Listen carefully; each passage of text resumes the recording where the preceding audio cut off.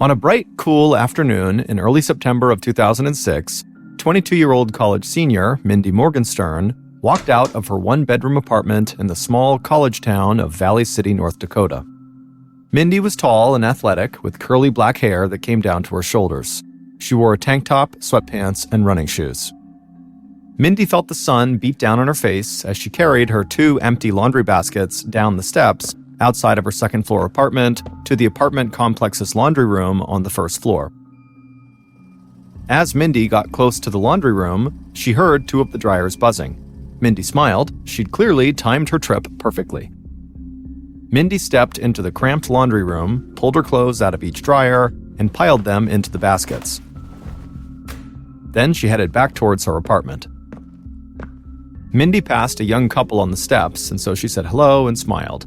It was a pretty small apartment complex, and so Mindy made sure to be friendly to everyone she ran into there.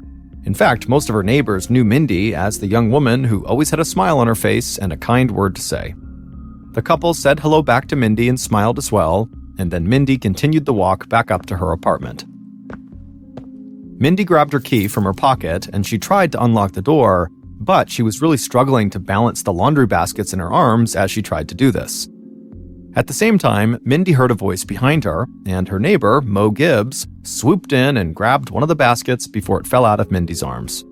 Mindy laughed at herself and then got the door open. She took the basket from Mo, thanked him for his help, and she went inside. Mindy put the baskets on the floor and pushed them up against the wall in the entryway. She knew she should probably just put her clothes away now, but she had some studying she wanted to finish first. So Mindy walked into the living room and sat down on the couch. She reached over and grabbed a pen and a notebook from the coffee table, leaned back on the couch, and started reading through some notes on sports medicine that she'd taken for her class. In high school, Mindy had been a basketball star, and she had dreamed of playing in college and maybe even professionally in the WNBA someday. But not long after her high school graduation, Mindy had unfortunately been diagnosed with multiple sclerosis. Multiple sclerosis, or MS for short, is a chronic disease of the central nervous system that can affect a person's vision and movement and can cause fatigue and loss of balance. Since her diagnosis, Mindy had been doing well with treatment and medication, but the disease had forced her to give up playing basketball competitively. But as crushing as that was, Mindy had never let it get her down. She was a religious person who believed God had a plan for everybody, and so she had told herself that being a professional athlete just wasn't part of God's plan for her. But still, Mindy did love sports, and so she wanted to find another way to connect with athletics without actually participating in them. So she had spent her time in college studying to become a physical therapist someday, and she had also started working as an assistant coach for a high school basketball team in the area. In her living room, Mindy was going over her notes when her phone buzzed in her pocket. She put her notes down, grabbed her flip phone, and looked at the caller's number on the small digital display. Mindy took a deep breath. She really didn't want to talk to the person who was calling, but she thought it was rude not to answer. So, feeling resigned, she flipped open the phone and said hello, and she heard the voice of a man in his mid-50s on the other line. And before Mindy could get a word in after saying hello, the man said how excited he was that he'd caught her when she wasn't busy. The man on the other line was Rodney Kuznia, the father of Mindy's ex-boyfriend. Mindy and Rodney's son had broken up over a year ago, but when they were together, it had been very serious. Mindy had even thought they'd get married someday. But her boyfriend had moved to another city for college, and he had gotten tired of being in a long-distance relationship. So he had broken up with Mindy and stopped talking to her. But his father, Rodney, had stayed in Mindy's life. After the breakup, Rodney had called occasionally just to check in on Mindy. Mindy and Rodney had gotten to know each other pretty well when she was dating Rodney's son, so at first Mindy thought the calls were kind of nice. A father figure just making sure she was okay. But after a short time, it all kind of changed. Rodney had started calling several times a week, and Mindy just didn't really like it. Mindy's friends had told her she needed to cut Rodney off completely, just tell him to never call again. And if he did call, she needed to ignore it. Mindy hadn't gone that far, but she had told Rodney that he really needed to back off and that it wasn't right that he kept calling her all the time. But Rodney clearly had not gotten the message. On this particular phone call, Rodney asked if maybe Mindy would want to get together for dinner sometime. When Mindy heard this, she just sighed. She could hear her friends' voices in her head. "You can't do this. Tell him to go away." Then, in a very calm, polite voice, Mindy told Rodney that she did not think that was a good idea. And she told him again that he really needed to stop calling her so much. Mindy then said goodbye, hung up, and slipped her phone back into her pocket. She hoped Rodney would finally take the hint this time and actually leave her alone. Mindy picked up her notes again, but she couldn't focus. The phone call had totally thrown her off. She thought about calling her ex-boyfriend to let him know what was going on, but things hadn't ended well between them, and she didn't feel like stirring up any bad feelings. So she stood up, stretched, and headed outside to take a walk. Even though multiple sclerosis had kept Mindy from pursuing her basketball career, she still stayed very active. And as much as she loved being around other people, she was almost never happier than when she was outside by herself going for a walk, feeling the sun beat down on her with the wind at her back. And that day, going for a walk outside did the trick. By the time she got back to her apartment, she'd put the stress of the phone call with Rodney behind her. Once she was back inside her apartment, Mindy carried the laundry baskets to her room, and she put her clean clothes away. Then she took a shower, got dressed, and went out to meet her two best friends for dinner. Later that night, when she got back from dinner, Mindy parked her car, stepped outside, and headed up the steps to her apartment. After her walk earlier that day, and now after hanging out with her best friends for the night, Mindy was in a great mood and smiling ear to ear. But then, something strange happened when Mindy got to her door. She felt the hair on her neck stand up. It felt like someone was watching her. She turned around, but she just saw the cars in the parking lot and the outline of the trees in the moonlight across the street. But Mindy still felt uneasy. So she got inside her apartment as fast as she could, and she closed and locked the door. She sat down on the couch and tried to calm herself down. Mindy's friends often made fun of her and said she was afraid of her own shadow, so Mindy told herself her friends must be right, that she was just making things up in her head and getting scared for no reason, and that everything was actually just fine. At around 12:45 p.m. on September 13th, 2006, so over a week after the phone call from Rodney, Mindy walked down the steps outside her apartment, carrying an empty laundry basket in her hands like she'd done a week earlier. Mindy didn't understand how it was already time for her to do laundry again, but she and her two best friends had plans to go out that night, and she hadn't found anything clean that she wanted to wear. So Mindy made her way to the laundry room, took her clean clothes out of the dryer, and piled them high inside of her basket. She was excited to go out that night. She and her friends were always busy with school, with work, or with guys they were dating, but they always made time for each other. And for Mindy, who had grown up in a small town and been really close with her family, having good friends like that made all the difference in the world. Mindy had been nervous when she first moved away from home to go to school, but now she couldn't imagine living somewhere without her two best friends right nearby. Mindy carried the basket out of the laundry room, walked up the steps to her apartment, got her key out of her pocket, and unlocked the door. This time it was a bit easier because she only had the one laundry basket in her arms. Once inside the apartment, Mindy put the laundry basket down and pushed it up against the wall in the entryway, but when she turned around to close her door, she saw someone standing there. Mindy smiled politely and was about to reach out and still just close the door on this person, but before she could, this person just stepped right inside of her apartment and slammed the door behind them.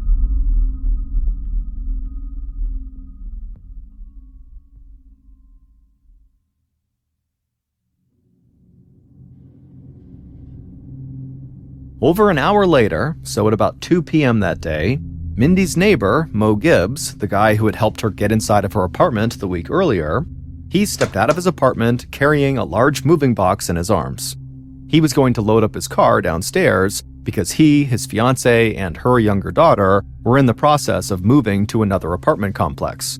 But when Mo walked past Mindy's apartment, he stopped. The scent of a cleaning product or disinfectant hit him really hard, like somebody had poured out a bunch of Pine Sol nearby. But regardless, Mo just walked past her door and made his way downstairs to the parking lot. And for the rest of the day, other residents of this complex noticed that same really intense chemical smell coming out of Mindy's apartment, but nobody thought it was anything to worry about. Then, at about 9 p.m., so roughly 7 hours after Mo had passed by the door and first noticed that smell, Mindy's two best friends pulled into the parking lot of Mindy's apartment complex. They had been trying to get a hold of Mindy for a while because they had thought she was going to meet them at a bar that night. But when Mindy never showed, and when she didn't answer her phone, they started to get worried because Mindy always answered her phone. One of Mindy's friends opened the passenger side door, stepped outside, walked through the parking lot, and went up the steps towards Mindy's apartment. But she stopped cold about halfway up because she was hit with that really intense smell that smelled like pine sol. Mindy's friend figured the apartment management must be cleaning the floors or something, so she just kind of shook off the smell and continued walking up to Mindy's door. When she got there, she knocked, but Mindy didn't answer. So the friend banged harder on the door, but still, no one came to the door.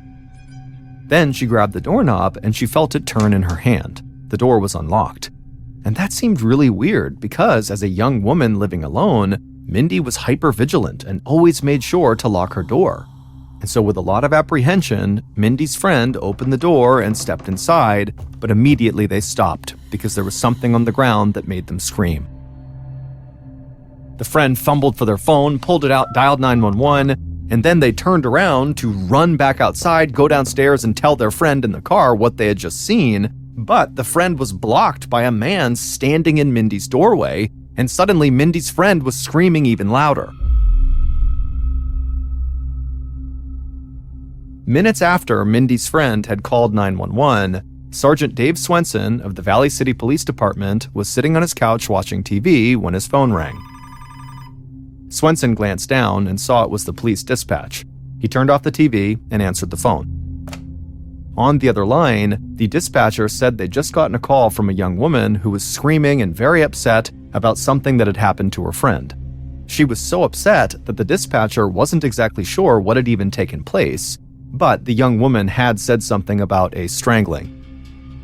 The dispatcher gave Swenson the address of the incident, and he checked and saw it was an apartment complex only about a block from Swenson's house.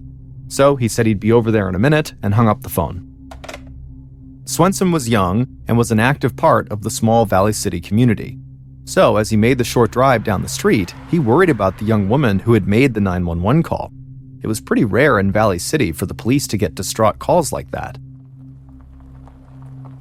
Swenson pulled his car into the apartment parking lot, and he saw two women in their early 20s running towards him and a man pacing back and forth a few feet behind them. Swenson parked his car and stepped outside. The lot was pretty dark, but he could still tell that both women coming towards him had obviously been crying. When the women reached him, Swenson introduced himself, and then one of the women told him something terrible had happened up in her friend's apartment. Swenson told the women to wait right there, and then he rushed past them and the man who was pacing back and forth, and he went up the steps to Mindy's apartment. He walked inside, and immediately he was hit with that smell of pine sol. Then Swenson looked down at the floor, and he saw Mindy's body, and for a second, he almost wanted to cry. Swenson knew Mindy. He had spent time on the college campus where she went to school, and he was a big supporter of the college and high school sports teams in the area, and he had often met Mindy at games. Swenson thought Mindy was one of the kindest, brightest young people he knew, and he couldn't believe what he was now looking at. Mindy was lying on her side just a few feet from the apartment's entryway. Blood covered her shirt, there was a cloth belt wrapped around her throat, and there was a knife with the handle broken off sticking out of her neck. Swenson also saw an empty pine sol bottle laying right next to her. Swenson grabbed his phone out of his pocket and called the station. He knew the small Valley City Police Department was going to need help with a violent crime like this. About 15 minutes later, Special Agents Mark Saylor and Calvin Dupree from the Bureau of Criminal Investigation pulled into the parking lot outside of Mindy's apartment. The Bureau of Criminal Investigation is a state law enforcement agency in North Dakota that aids local police departments with certain cases. Saylor and Dupree stepped out of the car and saw the flashing lights from local police cruisers that had already arrived at the scene.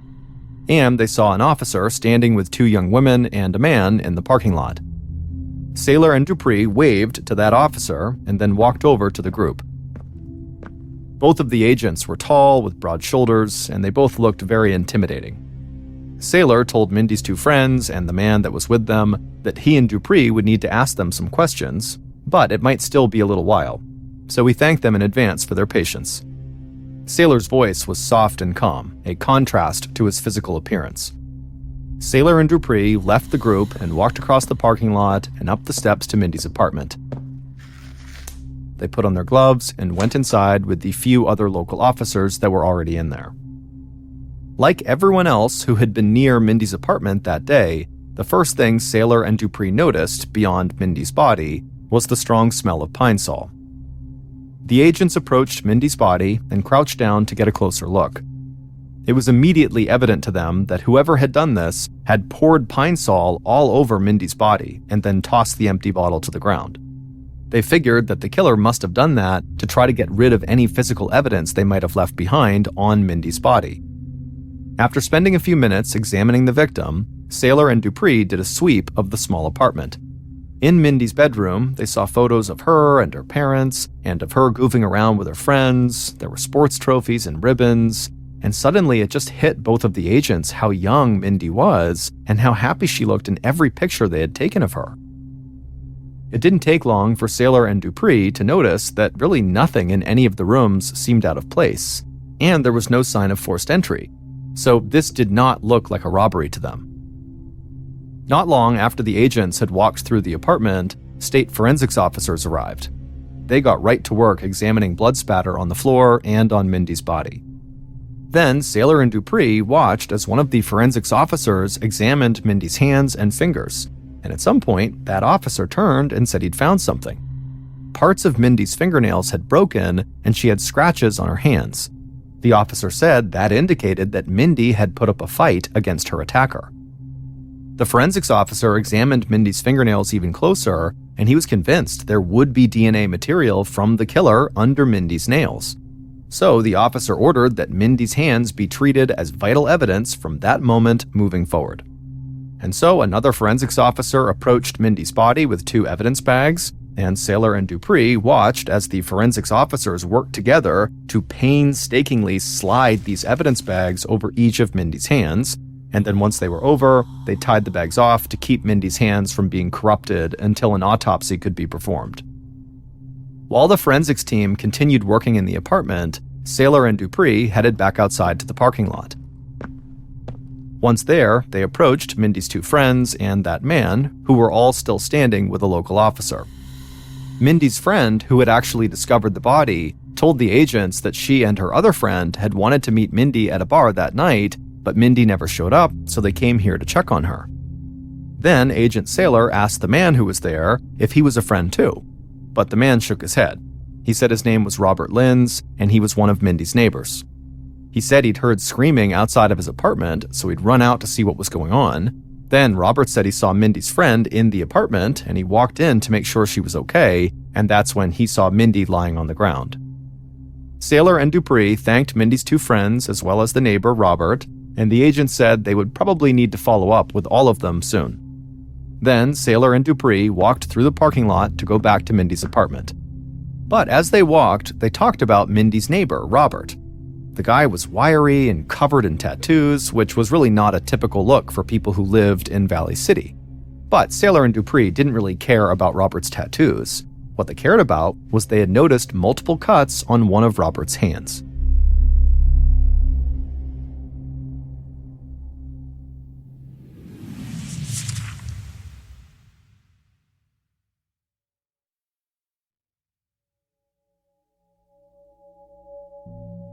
In the early morning of September 14th, so several hours after Mindy's body had been discovered, Special Agents Sailor and Dupree stepped outside of Mindy's apartment after a long night of combing the place for evidence. The sun was starting to rise and the morning was quiet, but Sailor and Dupree knew that would change as soon as the news about Mindy's murder began to spread through this small town. The agents had worked enough cases in tight-knit communities to know that panic and fear can easily rip through a place like a virus whenever a horrible crime has been committed. As the state crime lab ran tests on blood and DNA evidence found at the scene, Sailor and Dupree wanted to get a jump on the investigation, and they wanted to start with Mindy's tattooed neighbor, Robert.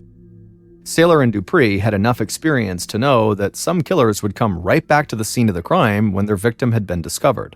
Killers often did this to monitor police activity or to try to alter evidence before police arrived. The agents did not think Mindy's two girlfriends had anything to do with her murder, but Robert seemed like a legitimate suspect. Forensics officers had said they believed Mindy put up a fight, and Robert had those fresh cuts all over his hand. So, Saylor and Dupree began by running a quick background check on Robert. The check revealed that Robert had moved to North Dakota from California, and when he was still in California, he had served over 2 years in prison for stealing a car at gunpoint. Later that morning, Saylor and Dupree interviewed Robert in a small interrogation room at the local police station. Robert was very jittery, like he couldn't sit still during this interview, but he was polite and respectful when he answered the agents' questions.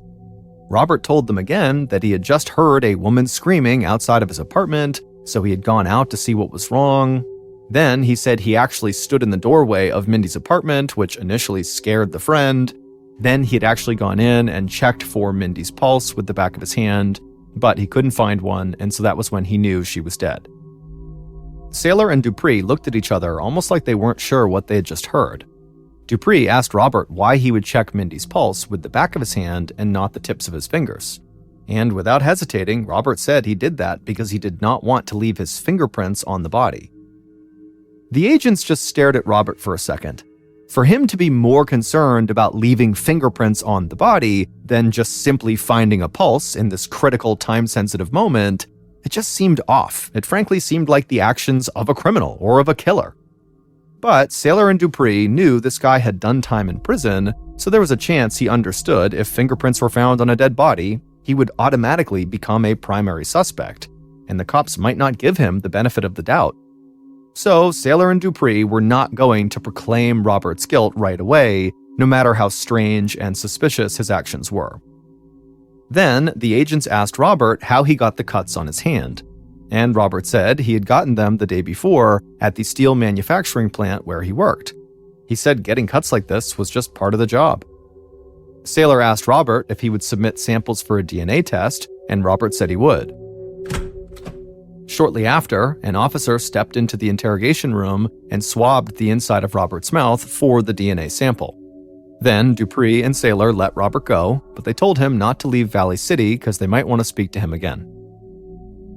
Later that day, officers followed up on Robert's alibi that he had been at work, and multiple people at the steel manufacturing plant said, yep, Robert had been working at the time Mindy had supposedly been murdered.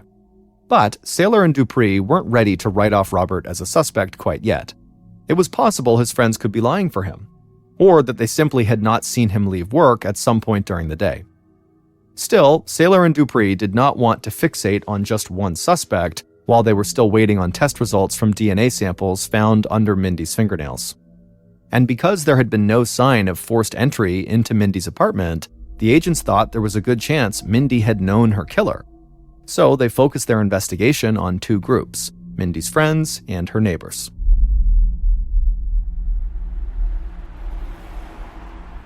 A couple of days into the investigation, and Agent Saylor and Dupree returned to Mindy's apartment complex to interview as many of her neighbors as possible. The agents were accompanied by a local officer, and when they all got to the parking lot, that officer immediately recognized someone. Mindy's neighbor, Mo Gibbs, the man who had helped Mindy hold her laundry while she unlocked her door a couple of weeks earlier, was loading more moving boxes into his car. Mo was a jailer at the county jail, and so he knew most of the officers at the Valley City Police Department. The officer waved hello to Mo and said that they'd love to talk to him to see if maybe he could help them with their investigation. Mo said he'd be happy to help, and he slid a moving box into the back seat of his car and then walked over to that officer and the two agents. Mo was this really tall, huge guy who was built kind of like a tank, and he had a big smile and bright eyes.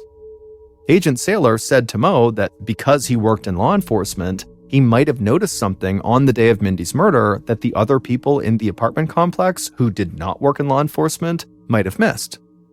Mo nodded and thought about it for a second, and then he said the one thing he had noticed was the smell of disinfectant on the second floor of the apartment complex on the day Mindy died. But he had just figured somebody was going overboard with their cleaning. Then Sailor asked if Mo could give them any other information about Mindy that could possibly point them in the right direction. Mo said he didn't know Mindy well, but everybody at that complex knew Mindy was like this unbelievably nice person who was kind to everyone. And so Mo said, he couldn't imagine anyone who actually lived in the apartments doing this to her. That maybe it was somebody who did not live in this complex. The special agents and the local officer thanked Mo for his insight, and then they began making their way towards the complex to begin doing interviews with other neighbors. And throughout the day, as Sailor and Dupree talked to more of Mindy's neighbors, they almost all told the same story as Mo. Mindy was nice to everybody, and she always seemed happy, and so they couldn't understand how anyone from this complex, or really anywhere, would have wanted to hurt her. That day, investigators were able to take DNA samples from a number of Mindy's neighbors, but the tests would take time, and investigators couldn't automatically rule anyone out yet. So Sailor and Dupree shifted their focus from the people at the apartment complex to Mindy's friends. And right away, several of Mindy's friends all said the same thing. The police needed to look into Mindy's ex-boyfriend. He and Mindy's breakup had been pretty bad, and most of her friends thought Mindy still had feelings for him, but he didn't feel the same way. So there was a chance that maybe they had gotten into a fight and things maybe turned violent. The following day, Sailor and Dupree met with Mindy's ex-boyfriend, who went to college in a different city. And they discovered pretty quickly that he had been on his own college campus at the time they believed Mindy had been killed. But Mindy's ex-boyfriend told Sailor and Dupree this story that seemed so bizarre to them that they almost immediately changed the focus of their entire investigation. Mindy's ex-boyfriend said that his own father, Rodney Kuznia, was obsessed with Mindy. And no matter how many times he had asked his dad to stop calling Mindy and to please leave her alone, his dad had refused. Rodney would tell his son that he and everybody else didn't understand the powerful connection he shared with Mindy. Soon after talking to Mindy's ex-boyfriend, Sailor and Dupree were able to search Mindy's cell phone records, and they discovered that Rodney had called Mindy several days in a row leading up to the murder. Then they also saw that he had left Mindy multiple voicemails after she had been killed. And when they listened to those voicemails, they heard Rodney crying and saying he knew what had happened to Mindy and how he couldn't believe he had been robbed of having her in his life. And so based on those voicemails and the conversation they'd had with Mindy's ex-boyfriend, Sailor and Dupree were convinced that Rodney did have a very unhealthy obsession with the 22-year-old Mindy. They also believed Rodney was ultimately interested in having a full-blown romantic relationship with Mindy, or at the very minimum, a sexual relationship with her. And they thought, maybe if Rodney had shown up to Mindy's apartment to try to act on those desires, but Mindy denied him, that Rodney might have snapped and killed her. A few days after Mindy's murder, Agent Sailor and Dupree sat across a small table from Rodney inside of a police station interrogation room. Rodney had white hair and a white mustache that went down to his chin and looked like a horseshoe. He wore jeans, a t-shirt, and a camouflage trucker hat. From the minute Rodney sat down, he had tears in his eyes. Sailor began by asking Rodney to explain his relationship with Mindy. Rodney said he was like a father to her, but then he immediately followed that up by saying he actually loved Mindy because she reminded him so much of his wife when his wife was young. Rodney said his family did not really understand his feelings for Mindy, and they didn't really know how often he talked to her. He said if they did, they would be even angrier with him than they already were. Sailor and Dupree just sat there with stunned looks on their faces. They had seen plenty of older men who were interested in younger women, but there was something about Rodney that just seemed totally different to them. And neither of them could tell if this guy was putting on some elaborate act to cover up what he did, or if he was really paralyzed with grief. Then Rodney looked up at the agents with his red eyes and said, quote, "God picked a beautiful flower," end quote. And then Rodney started crying even more. Sailor and Dupree kept looking over at each other, wondering if maybe one of them should step forward and kind of calm Rodney down and get him to talk again, but neither of them wanted to stop Rodney in fear he might suddenly admit something because of how upset he was. And so Sailor and Dupree just kind of sat there and let Rodney cry. Finally, Rodney would collect himself and he would sit up straight and wipe the tears from his eyes, and then Sailor asked him where he had been on the day of Mindy's murder. and Rodney said he had been working on his farm with one of his sons. Saylor asked Rodney if he would submit a DNA sample for testing, and Rodney said he would.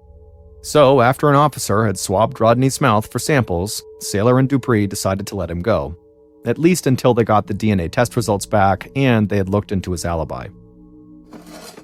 Rodney stood up in the interrogation room, he hugged the agents, and walked out.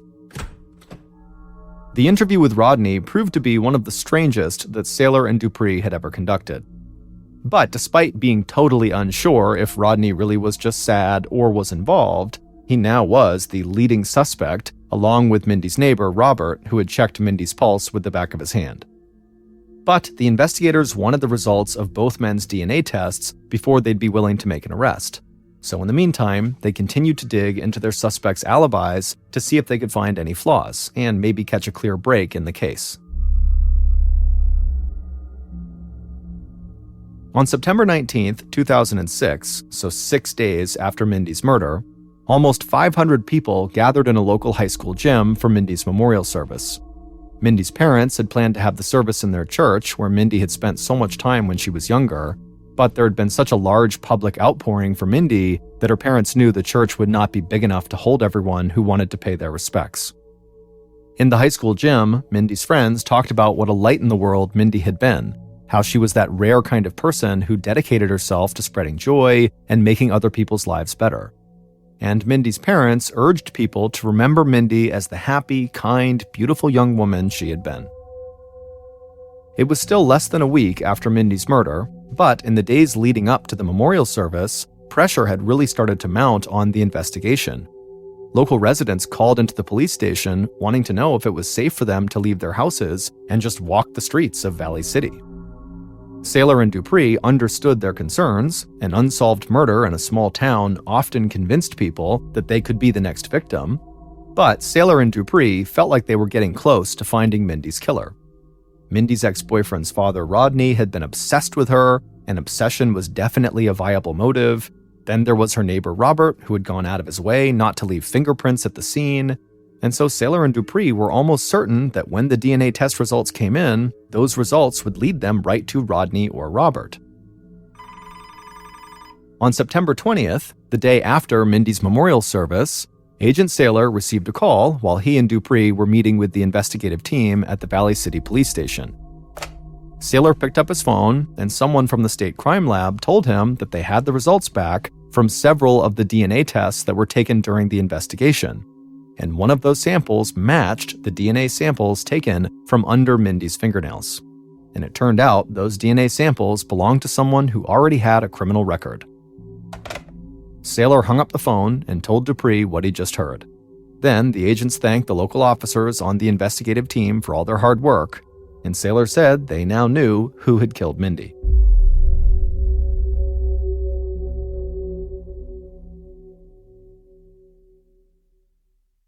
Based on DNA test results, evidence found at the scene of the crime and on the victim's body, and interviews conducted throughout the investigation, here is a reconstruction of what investigators believe happened on September 13, 2006, the day someone murdered 22-year-old Mindy Morgenstern.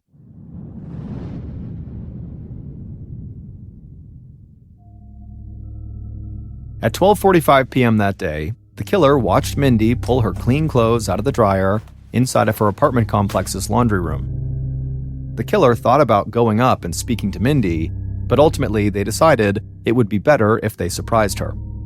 So the killer stepped away from the laundry room and quickly walked across the first floor of the apartment complex. Then they ran up the steps to the second floor, they eyed Mindy's apartment, and then walked around a corner so they could see her apartment without being seen themselves. Then the killer waited for a couple of minutes, but it felt like an eternity. Finally, the killer saw Mindy reach the top of the steps and walk towards her apartment door. Then they watched as Mindy reached into her pocket and took out her key. At this point, the killer quickly moved from their hiding spot around the corner and walked toward Mindy's front door. And they were only a few feet away when Mindy stepped inside and pushed the laundry basket up against the wall. The killer stepped right into Mindy's doorway, and when Mindy turned around to close and lock the door, the killer just stood there smiling. Mindy smiled back, but before Mindy could say anything, The killer grabbed her by the shoulders and shoved her back into the entryway. Then the killer stepped inside her apartment and slammed the door, trapping both of them inside. The killer moved in on Mindy, but Mindy lunged at the killer. Mindy was fast and strong, and she thrashed at the killer, but the killer was able to get a hold of Mindy and wrap their arms around her and throw her hard to the floor. Mindy lay there for a second stunned, and as she did, the killer glanced around the room and saw a cloth belt near the pile of clothes in the laundry basket. Without thinking, the killer grabbed the belt and then crouched over Mindy, and before Mindy could try to get to her feet, the killer began wrapping the belt around Mindy's throat, and they began tightening their grip. Mindy scratched and clawed at the killer's hands, but they held on tight and kept pulling harder and harder on that belt. Mindy gasped for air over and over again until she couldn't anymore, and then finally the killer loosened their grip, and Mindy collapsed fully on the floor and stopped fighting. But the killer could still hear Mindy wheezing. She was alive. And the killer knew they had already been in the apartment much longer than they had planned. So the killer left Mindy struggling to catch her breath on the floor, with the belt still wrapped around her neck, and they rushed into the kitchen. They began pulling open all the drawers until they found a large, sharp kitchen knife. Then the killer took that knife and marched back to where Mindy was still on the floor. The killer crouched down again, grabbed Mindy by the hair, tilted her head back, put the blade just above where the belt was wrapped around her, and slit Mindy's throat. Afterwards, the killer jabbed the knife deep into Mindy's neck. Blood poured down Mindy's neck and onto her shirt and arms, and then Mindy died. The killer stood up and looked down at Mindy's body. Suddenly, they started to panic. There was so much blood, and Mindy had really fought back. The killer knew they must have left physical evidence on her body, and there were definitely fingerprints on the knife. So the killer darted back into the kitchen and threw open the cabinets under the sink. And there, they found a pair of rubber cleaning gloves and a bottle of Pine Sol. The killer put on the gloves, grabbed the bottle that was almost full, and went back to Mindy's body. The killer put the bottle down on the floor, then they gripped the knife handle sticking out of Mindy's neck in one hand, and then braced the other hand against Mindy's shoulder, and they broke off the knife handle. Then they pocketed the handle and grabbed the bottle of Pine Sol. They opened it up and poured it all over Mindy's face, shirt, arms, and legs. When the bottle was empty, the killer just dropped it on the floor next to Mindy. They stood up and walked to the door. The killer cracked open the door and looked out into the hallway to make sure nobody was close by. Then they stepped out into the hall, shutting the door behind them. They turned, they walked down the hall, they turned the corner, and went into their own apartment. Once inside, the killer got rid of the knife handle in the trash and rinsed off their hands and face in the sink. Not long after that, the killer stepped out of their apartment like nothing had happened, and they began heading down to the parking lot to load their car with moving boxes. It would turn out Mo Gibbs, who was Mindy's neighbor and a county jailer, murdered Mindy Morgenstern. Mo had often seen Mindy around the apartment complex, and at times he had even watched her from the shadows. Then, a little over a week before the murder, Mo had helped her hold her laundry while she was able to unlock her door and get inside of her apartment, and it was during that brief interaction that Mo decided he had to have sex with her. But Mo and his fiancée were moving out of the apartment complex soon, and he felt like he had to move fast. So on May 13th, when he saw Mindy doing laundry again, he decided it was time to act. After the murder, Mo had just gone about his business like normal, loading up his car and texting his fiancée. But when he had smelled the strong scent of Pine Sol, he worried that he might have gone too far, and that the smell might draw attention to the scene. But hours passed without anybody going into Mindy's apartment, and even when Mindy's friend found her body later that night, Mo didn't panic. He just kept going to work, spending time with his fiancée and his daughter, and getting ready to move like everything was fine.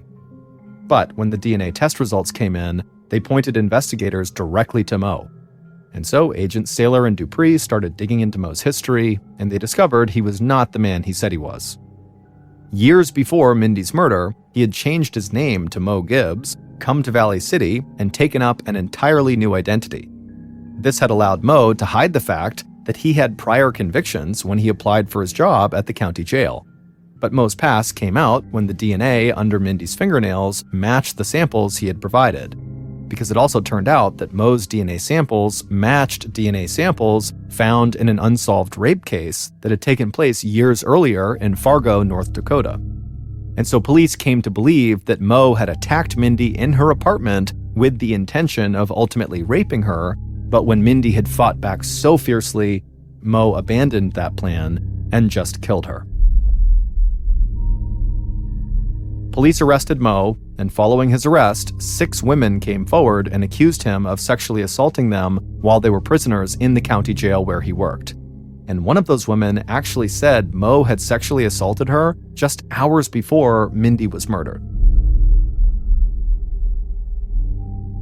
Mo Gibbs was found guilty of Mindy's murder, and he pled guilty to 6 counts of rape stemming from the accusations made by the women who had come forward. He was sentenced to life in prison without the possibility of parole. In 2003, 27-year-old Kurt Smith was employed as an engineer for the German shipping company called Hapag-Lloyd.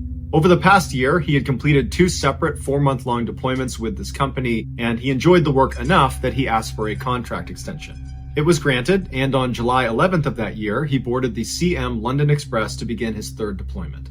3 months into it, one of the ship's pistons broke. The piston is the part of the engine that goes up and down inside the hollow cylinder of the engine block.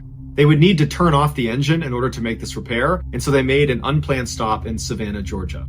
Once they got there, Kurt, along with 7 people under his command, headed down to the engine room to begin the process. Over the next several hours, the men were able to extract the broken piston and put in the new one. But this was back-breaking work. It was so hot in the engine room. What they're moving around is so heavy and cumbersome, and they're all bickering with each other. And at some point, Kurt called out the foreman for being lazy, and the foreman did not like that, and he was very popular amongst this group. And so by the end of getting the piston back in, everybody in there just totally resented Kurt. But ultimately, they got it done, and Kurt cut everybody loose except for the foreman. He told him he needed to stay back and help him ensure all the pistons were properly installed. To do that, they would need to go inside of something called the scavenger air receiver, which is this tube that's 55 feet long by 5 feet wide with access hatches on either side, and it sits right next to the engine block. Each hatch on either end had 3 latches on the outside that were called dogs. And so Kurt undid the 3 dogs on his hatch and he opened it up. He crawled inside of the tube with his flashlight and he began crawling. And on his left side were these square cutouts, these windows called scavenger ports that looked into each of the engine cylinders. And so Kurt crawled along counting the different cylinders until he got to the 6th one, which is where they had replaced that piston. Meanwhile, the foreman went around to the aft hatch, he undid the 3 dogs, he opened up the hatch, and then using a remote-controlled device, he was able to bring the pistons into position safely so Kurt could inspect them through the scavenger port. The procedure on the ship was if you were inspecting one cylinder, the expectation is you would inspect all of them. And that entire process took about an hour, and Kurt just didn't feel like doing it. He was tired, he had a bad day, he was hungry. And so after he was certain the new piston was working just fine, he kind of rushed his checks on the other cylinders, and after only about 20 minutes, he told the foreman that, yep, we're good, we can leave. So he and the foreman got out, they dogged their hatches, and they headed up to their rooms to change. Their captain had been told they had to leave port no later than 9:30 that night because a huge tanker was coming in and there'd be no space for them.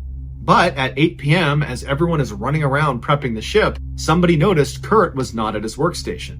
The chief engineer called down to the engine room to ask anyone down there if they had seen Kurt, but nobody had. So a sailor was sent down to Kurt's cabin to see if he was in there, but he wasn't. At this point, because they only had about an hour until they were departing, they had to find Kurt. So they sounded the alarm on their ship, which was a little bit premature, but they figured, let's get everybody involved and just find Kurt. And so everybody stopped what they were doing and began searching the ship. During the search, a sailor was down near the scavenger air recovery space, and he noticed on the forward hatch there was a little piece of rag poking out of the top right corner of the forward hatch, and the lower 2 dogs were not set. He knew they were having issues getting a good seal on this particular hatch because there was a divot in one of the O-rings. And so he figured someone must have put a rag right over that divot to try to help seal this hatch, and they just forgot to shut the 2 lower dogs. Now, it did cross this sailor's mind that Kurt could have gotten inside of the scavenger air recovery space and then somehow got locked inside, and so he did want to investigate. However, there was a very strict policy about who was allowed to actually open up these scavenger air recovery hatches, and it wasn't this sailor. It was only the foreman, the chief engineer, and Kurt. And so this sailor decided to play it safe and just close the lower two dogs, and then told his superior that there was this weird rag poking out of the forward hatch and that someone should go down there and open it up and see if Kurt's inside. And so his superior went and told the chief engineer. And so as the chief engineer is making his way down to check on this strange rag situation, the foreman completely independently had gone around to the back of the scavenger unit to the aft hatch, so not the one with the rag poking out of it. And he unlocked the three dogs, he opened the hatch, he looked inside and shined his light, didn't see anyone, shut the hatch, locked all three dogs, and then began to walk away right as the chief engineer came down and saw him. And he saw him securing the scavenger air unit. And he said, "Hey, I was just coming down here to check to make sure Kurt wasn't in there. And you just checked, right? He's not in there." And the foreman said, "Yeah, no one's in there. It's all good." And so the two of them, the foreman and the chief engineer, did not check on the rag. They just left. The search for Kurt continued on the ship, but they could not find him. And so as 9:30 was approaching, the captain called the port authority and he said, "Hey, we're down someone. Can you please send someone out to look around?" And so a search on the land began, but they couldn't find Kurt. And so finally 9:30 came around and the big container ship that was supposed to come in and take their place was just waiting right out in the water for them to leave. And so the captain did his best to linger for another 10-15 minutes, but finally they were forced to leave even though they had no idea where Kurt was. So they fired up the engine and they left. The general consensus on the ship was that Kurt must have fallen overboard and drowned. Or maybe he ran ashore and ran off, but that was very unlike him. And so an investigation was launched, but it would probably be a while before anybody found out what happened to him. Finally, 2 days later, they arrived in port at Norfolk, Virginia. They powered off the engine and they got the ship ready to be put into harbor mode, where basically they open up all the hatches and they prep it to sit there for a while. And during that process, the foreman went down to the scavenger air recovery space and he opened up the forward hatch and he found Kurt.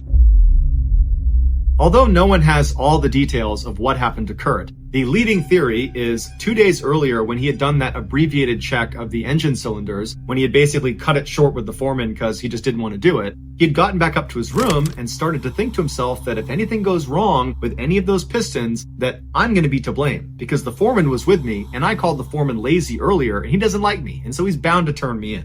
So Kurt decided he would go back down and do a more thorough check. But he didn't want anybody to know he was second-guessing himself, and so he was going to do this alone. Even though it was a huge no-no to go inside of the scavenger air unit by yourself. Because if you manage to get stuck in there by yourself, horrible things are going to happen to you, and there's nothing you can do to stop it. But Kurt was confident, so he headed down, he undogged the forward hatch, he swung it inside, he climbed in with his flashlight, and then somehow, once he got inside, he managed to fall backwards and hit the hatch door so hard that it swung shut, slammed, causing the upper dog to swivel and rotate down and lock him inside. He knew that nobody knew he was in there. He had made sure that nobody knew he was in there. He screamed for help, but nobody could hear him. The ship was so loud as it was, and being inside of this tunnel, no sounds getting out of it. And so he's looking around thinking what he should do, and he looks back at the door, the one that's sealed right behind him, and he sees the very top crack, there's a tiny sliver of light. Because even though one dog had sealed him in, because the other two had not, there was a little gap in the seal. And so he thought if he can just wedge his dirty rag into that little space and push it out onto the other side, someone will see it, will clearly recognize there's a foreign object hanging off of the forward hatch, and they'll have to open it up and they'll find me. And so once he wedged his rag up and through, he was confident he would be found, and so he slouched down against the back of the hatch and he just sat there waiting to be found. And then a little while later, he heard the sound of somebody not opening the hatch behind him as he thought they would, but instead locking the two dogs, making sure it doesn't open. He must have got up and turned around and screamed for them, but again, they can't hear him. And then a couple of minutes later, on the other side of the tube, 55 feet away, the aft hatch opened up briefly. Somebody shined their light in. It didn't hit him. He tried to yell for them. They didn't hear him. And then he saw them shut the hatch and he heard the sound of them locking all three dogs. At this point, you gotta figure that Kurt's fear is at a primal level. He knows at any moment, if somebody doesn't get him out of here, this is gonna become a death trap. And so as he's looking around, just wondering what's going to happen, he would have felt the incredible pressure start to build up in his ears. It would have taken him to his knees, it would have been crushing in his skull, and he would have heard the sound of each of the hatches being pressed up against their O-ring as the room began to pressurize. And then he would have heard the sound of the pistons beginning to churn inside of the engine cylinder right next to him. And at that point, he would know there's no hope. And slowly, horribly, that room would begin to heat up until Kurt was cooked alive.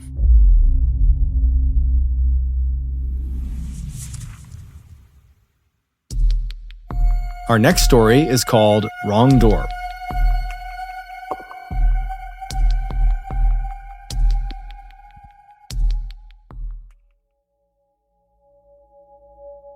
On August 14th, 2012, Celestino Cervantes picked up 28-year-old Victor Diaz for work. Celestino was an expert roofer, and he had just hired Victor to come on his crew and help him with a particular job. This was going to be Victor's first day as a roofer, but for the past 10 years he had worked in construction, so he was familiar with the operation. The two men arrived at their job site in San Antonio, Texas around 8 a.m. that morning. They were in charge of putting a new roof on a 115-year-old building that was being redeveloped into a fancy steakhouse. Until 2001, this building had been used by a brewing company to house their enormous boilers. As such, this building was referred to as the boiler house. Protruding from the boiler house roof was this large metal duct that was 15 feet long and almost looked like a covered walkway, and it connected to the side of this huge smokestack. This duct and smokestack used to be how the built-up condensation inside the boiler house was able to travel up and out of the building. When the two roofers got out of their truck, Celestino told Victor to take his tools and make his way up to the roof of the boiler house and get to work, and that he had a few things he had to do down on the ground floor, but he would be up to check on him in a little bit. Celestino turned around and was fiddling with his equipment inside of the truck, while Victor made his way into the building and out of sight. An hour and a half later, Celestino went up to the roof to check on Victor, but he couldn't find Victor anywhere, and he couldn't find his tools anywhere. So Celestino went back down into the main section of this building where other contractors that were working on this renovation were, and he began asking them, hey, have you seen this guy, Victor? He works with me, I can't find him, and no one had seen him. And so Celestino's thinking to himself, well, I guess Victor must have left, but that didn't really make any sense because Victor didn't have a vehicle and he didn't live nearby. But Celestino's thinking, you know what, maybe somebody came and picked him up. Now, unfortunately, Victor did not carry a cell phone, so nobody had any way of getting directly in contact with him. So Celestino leaves the building and he calls Victor's brother and he asks him, have you seen Victor? Do you know where he might have gone? And Victor's brother says, no, I haven't seen him since this morning when he left with you. So Victor's brother began calling around to friends and family and asked them if they had seen Victor, but nobody knew where he was. So for the rest of the day, Celestino and the rest of Victor's friends and family, they went out looking for Victor at the job site and around the surrounding areas, but there was just no sign of him. And so that night, Victor's brother went to the police to file a missing person report. But the police told him that it was really too early to file a report because Victor was an adult and there was no sign of foul play, and that he should just come back in a day or two if Victor still has not shown up. 2 days go by and Victor had still not shown up, so Victor's sister-in-law went back to the police and says, okay, now I want to file a missing person report. We don't know where he is, no one can get in touch with him, we need your help. But the officer she spoke to told her that she still needed to wait another 5 days to process this request. It would turn out this was just not true, it was a mistake. There was no arbitrary waiting period to file a missing person report. So without any help from the police, Victor's friends and family and co-workers spent the next several days scouring San Antonio, scouring the job site, looking everywhere for him and handing out flyers and asking people if they'd seen him, but no one had. He had just disappeared. By Monday the following week, so 6 days after Victor has gone missing, his family had printed out dozens of these huge posters with his face on them and a number to call if you had any information about him, and their plan was to distribute them the following morning all over San Antonio. But the following morning, before they headed out, they got a call. Victor had been found. 7 days earlier, when Celestino told Victor to head inside and make his way to the roof and begin the project, Victor had gotten his tools, gone inside, he made his way up the stairwell to the second floor, and then he made a series of odd decisions. Instead of making his way to the access door and climbing his way up to the roof, he went to the far side of the second floor where there were all these wooden barriers preventing people from going any farther. He climbed over all these barriers and he reached the entrance to that huge duct where the condensation used to go.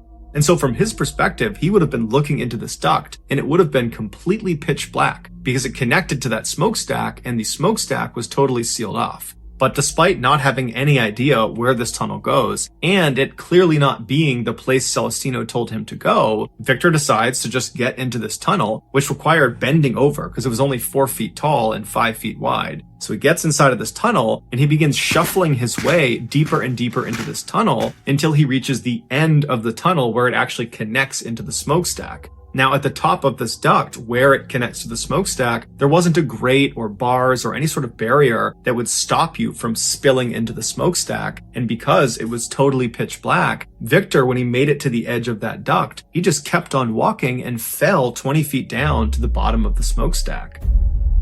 And so in total darkness, Victor, who was probably badly hurt from the fall, began feeling around the inside of the chimney looking for a way out. And he eventually found a hatch that was big enough for him to fit through. But when he felt up against it, he realized it was locked from the outside and it wouldn't even budge. He couldn't even get light to come in through a crack. It was totally sealed off. And that was the only way out of the smokestack unless he could get back up to the duct. But there was no way to do that. He most likely began screaming for help, but he was encased in thick brick, and so his sound wouldn't have traveled. It would have been completely muffled.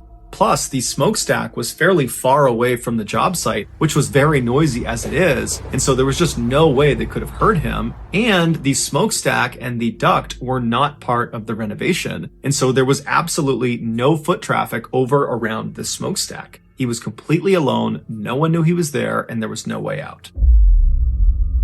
7 days after Victor fell into the smokestack, workers over at the job site, they noticed this huge swarm of flies over around the base of the smokestack. There were so many flies over there, they decided they had to go investigate. And so as they walked closer and closer to the smokestack, they were hit with this overwhelming stench of death and decay. And then when they got to the smokestack, they could see the flies were centralized on that hatch at the bottom. And so they cut the lock, they opened it up, and inside they found Victor's body. And they saw his hands were badly bloodied and bruised, and they were pressed up against the inside of the hatch, indicating in his final moments he was desperately trying to open that hatch and save himself, but there was just no way to do that. Although no one knows this for sure, it's believed Victor confused the condensation duct with the access point to the roof.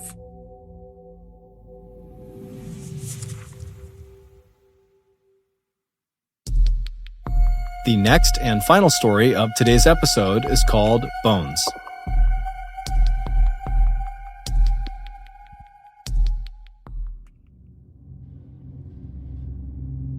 In 2017, an electrician named Pete had become accustomed to doing work in basements and sub-basements of older buildings in Baltimore, Maryland. He discovered that many times when he worked in a stretch of older buildings right next to each other, that in the basement or sub-basement, there would be a stretch of tunnel that connected each building to each other, kind of like a common door in a hotel room. One day, Pete was asked to install some new lights in the sub-basements of 3 very old buildings that were all right next to each other. Apparently, someone had purchased the entire building complex after they had sat there abandoned for some time. When Pete arrived, his foreman, whose name was Mike, was waiting for him outside the farthest east building. And so Pete got out, walked up to the building, and Mike led him down to the basement and then down another flight of stairs into the sub-basement. The first thing Pete did was pull his flashlight out and look around and see if there was a tunnel connecting to the adjoining buildings, because if there was, it would make his life a lot easier. And sure enough, he shined his light to the west and there was a tunnel. And so he knew he wouldn't need to lug his gear up and over after he was done with each building. After that, Pete and Mike set up floodlights inside of that first sub-basement they were going to be working in, and then they put their gear on and they got to work. After a few hours of Pete being really focused on what he was working on, he looked up and realized Mike was gone, and he assumed he must have gone upstairs for a lunch break. And Pete, who had had a really big breakfast, wasn't that hungry, but wanted to take a break, so he decided instead of eating, he would just go explore the other sub-basements. So Pete walked over to that first tunnel that went into the second building. He walked through it. It wasn't very far, maybe 5 or 6 feet to get into the next building. Once he got into that second building, it was totally dark because neither he nor Mike had actually gotten in there yet. And so Pete pulled his flashlight out and he scanned around the room, and he saw directly on the other side, still going west across the building complex, was yet another tunnel connected to the third and final building.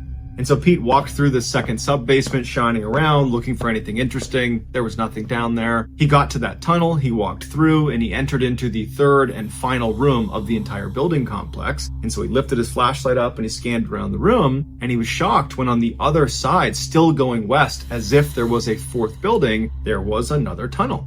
Pete kept his flashlight trained on this tunnel, and he's thinking to himself, did I get something wrong here? Is there really 4 buildings? Because I'm almost positive there was 3. There shouldn't be a tunnel over there because there's no more buildings. And so he's really intrigued, and so he keeps his flashlight up and he starts walking across the room towards this tunnel, and he gets about halfway across this sub-basement when he hears someone's voice come out of this mysterious tunnel. And it sounds an awful lot like Mike's. And Pete would say that his initial reaction to this was, oh, I guess Mike must have had his lunch break and then come back down here and started doing the same thing I'm doing, exploring the other sub-basements. And so he's already checked out this tunnel and he wants to show me what's down there. So Pete walks over to this tunnel and he shines his light inside, and right away he can tell it's different than the other 2 tunnels he's walked through, because those went straight across, and this tunnel he's looking at goes down and kind of bends off to the right. And so, totally unconcerned, because he believes Mike is down there already, he starts walking down this winding tunnel. After walking for a couple of minutes just straight down into this tunnel, he finally walks into this huge room with 20-foot high ceilings, and he lifts his flashlight up and he looks around and there's no Mike, and he yells out for him. He doesn't hear him, but he noticed in the middle of the room were all these small animal skeletons that had been arranged in a big triangle on the ground. And as he scanned across the ground with his light, he came to the right side of the room at one of the points of the triangle. And at the top of that point was this large dog-like skeleton lying on the ground. It looked as if the triangle was more like an arrow and it was pointed at this one large dog. Pete went back to looking around the room, and he saw right across from him was another tunnel entrance into more unexplored passageway. And for a second he thought about just turning around and leaving, because this whole thing was starting to give him the creeps. But then he heard what sounded like Mike's voice again calling from that unexplored tunnel. And so he decided, okay, I'll walk a little bit farther to see what Mike wants. And so Pete carefully walked across this room, being careful not to step on any of the bones. And right before he walked into this new tunnel, he pulled his phone out in case he might have service and he could just call Mike and see what he wanted. But he had no service on his phone, so he entered the new tunnel. Unlike the other tunnel that went down the whole time, this new tunnel was totally flat, but it was a little bit more narrow. And so as he's walking, it's kind of zigging and zagging, and it's just getting a little bit tight on his shoulders as he's moving. And after a couple of minutes of walking and yelling out for Mike and not hearing from him, he just stops and he just thinks, is this a good idea? Should I keep walking down this strange tunnel, or should I just go back and meet Mike back up in the sub-basement? And as he's standing there facing away from the direction he just came, he thinks he hears something behind him. So Pete turns around and shines his light, and there's no one there. He yells out for Mike, and Mike doesn't yell back. And then Pete hears the faint clicking sound of something moving on all fours in the chamber he had just come from. And he's thinking to himself, what could have gotten down here? There's only one way in, and I've taken the other tunnel. Did I miss some dog that was staying in the middle there? I think I would have seen an animal that was moving around. And so as he's thinking about this, he realizes the clicking sounds have stopped. It's gone completely silent. And so he stops, and he's just intently listening. And then all of a sudden, whatever it is out there starts running at full speed down the tunnel towards Pete. And so Pete immediately turns around and starts sprinting down this unexplored tunnel. All he hears behind him is this animal at full sprint, grunting and bouncing into walls as it gains on him. And finally, after what felt like an eternity, but was probably only a few seconds, Pete gets to the end of this tunnel and he sees it's a small flight of stairs to a large metal door. He runs up and he grabs the door and he tries to open it, and it opens. He runs outside, pulls it shut, hears it click, and then he sinks down with his back against the door, pressing up against it to ensure it stays shut. And as Pete is sitting there, he hears this thing come barreling into the room where this door is, and it rams into the door, and he feels it shake the door forward, but the door holds. And then whatever it was just lost interest, turned around, and left. Even though this animal appeared to be gone and the door appeared to hold, Pete stayed sitting with his back up against the door for a couple of minutes while he composed himself. He really didn't know what to make of what just happened, because he's thinking to himself, that animal had to have been huge. It just nearly barreled this door down. I felt the whole door shake. I mean, if that's a dog, that is a huge dog. And also, where's Mike? Mike's the whole reason I went into this tunnel in the first place. He was calling to me, or so I thought he was, and I never saw him. And so Pete's totally confused and he's traumatized and he's looking around and he's finally taking stock of where he is. And he realizes he's under one of the docks of what would turn out to be the Four Seasons Hotel, which meant he was at least about a half-mile away from where he had started in the sub-basement of those buildings. Pete stood up and made his way up to the sidewalk where he called Mike. And Mike was very confused at what Pete was telling him because he said, "I never went into that tunnel. I never went into the other sub-basements. At my lunch break, I just went upstairs and got a bite to eat, and when I came down, you were gone." And so Pete started talking about the animal he saw, and as he was describing it, he's thinking to himself how crazy he must sound, and he began to realize that it had to be, a stray dog got in there, and he just must not have seen it, and that was it. And so after they hang up, Pete is left thinking to himself, if that was a stray dog, then what were those bones arranged in that triangle for? And why did they seem to be an arrow pointing at that other bigger dog? And also, who was yelling to me inside of the tunnel if it wasn't Mike? But when Pete and Mike got back to those old buildings, they did not do any more exploration. It was like they were just not going to talk about what happened. Instead, they put a fold-up table in front of that tunnel that led down to the room filled with bones and whatever animal was down there, and they rushed the job in all the sub-basements, got all the lights up as fast as they could. The last thing they did was they moved the table back out of the way and then ran up out of the building and never looked back.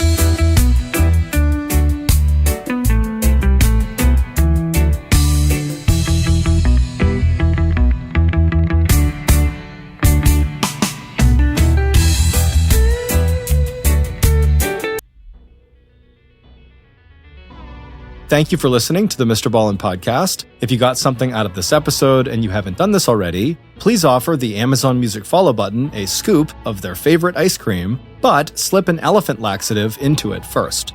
This podcast airs every Monday and Thursday morning, but in the meantime, you can always watch one of the hundreds of stories we have posted on our main YouTube channel, which is just called Mr. Ballin.